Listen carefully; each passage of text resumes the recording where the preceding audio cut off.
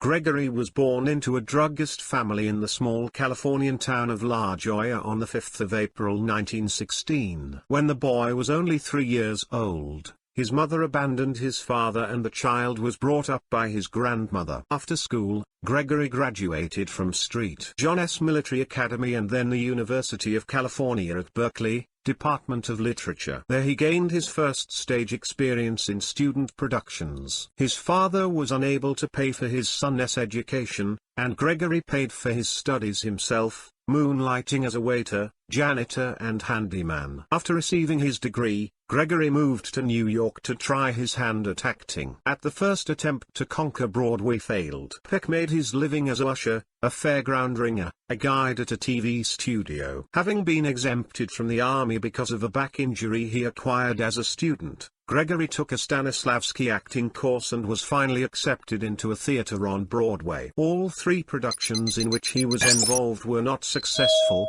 but the bright young man was noticed. In 1944 the first film starring Peck, Days of Glory, was released. Gregory played a Russian partisan so authentically that it raised doubts as to whether the actor was of Russian origin. And the following year, the role of the priest in the drama Keys to the Kingdom received an Oscar nomination. It was a tremendous breakthrough. In the late 40s, Gregory Peck's name earned him a place in the top 10 of Hollywood's A-list stars. Now almost annual Oscar nominations have become a good tradition for the talented actor. Peck was twice awarded a Golden Globe for the children's film The Reindeer and the war drama Vertical Ascent in 1947 and 1950. Despite the enormous success of Alfred Hitchcock's films, Spellbound and The Paradine Affair, the greatest joy brought him the roles in his favorite westerns. Audiences also appreciated the beloved actor's performance in Duel in the Sun, Yellow Sky, The Rifleman, and Bravados. Gregory's manly appearance was perfectly suited to the roles of the conquerors of the West. But his most famous work was his role in the 1953 romantic comedy Roman Holiday,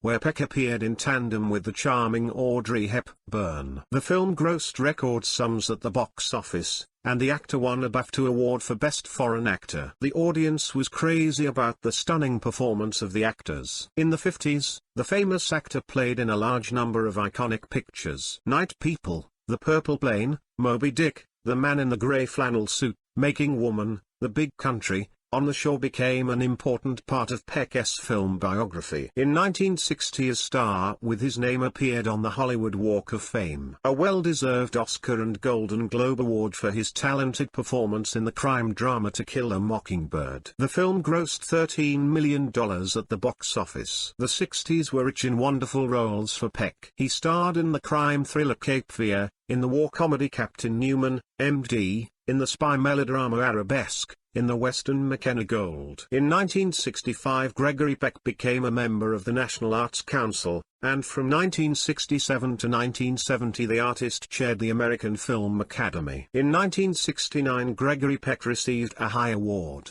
the Presidential Order of Liberty. Recent notable work has included roles in the horror film Omen, the historical film Red and Black, the film adaptation of The Boy from Brazil and the remake of the film Cape Fear. In his old age, he created a concert program entitled A Conversation with Gregory Peck which toured America. The audience was grateful for the opportunity to talk to the legendary actor and hear about his life. Gregory has been married twice. The actor's first wife was Greta Kukkonen of Finland, who became the mother of his 3 sons. In 1953, Peck fell in love at first sight in the French journalist Veronica Parsani, with whom, after a second date, did not part until his last days. In 1955 he officially divorced Greta, and the next day he married Veronica. They had 2 more children. On the 12th of June 2003, pneumonia led to cardiac arrest, and the great actor, ranked 12th on the list of the 100 greatest movie actors of all time by the Motion Picture Institute of America, passed away. The film legend was buried in Los Angeles, in the mausoleum of the Catholic Cathedral of Our Lady Queen of Angels.